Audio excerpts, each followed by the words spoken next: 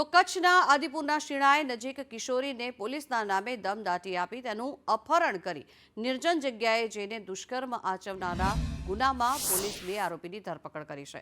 પોલીસે હ્યુમન અને ટેકનિકલ સોર્સના આધારે તપાસ કરીને મહેશ ઉર્ફે ડાબલો અને મોતીભાઈ કોલી અને સંદીપગર ઘનશ્યામગર ગુંસાઈની ધરપકડ કરવામાં આવી છે।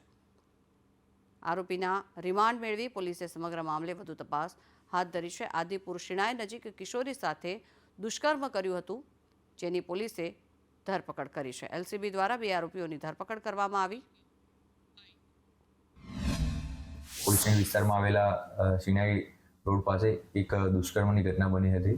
આ સમગ્ર બનાવની જાણ થતાં પોલીસે ફરિયાદી સાથે તાત્કાલિક ઘટના સ્થળે પહોંચી અને ભોગ બનનાર અને તેના મિત્રની શોધખોળ કરવામાં આવેલ।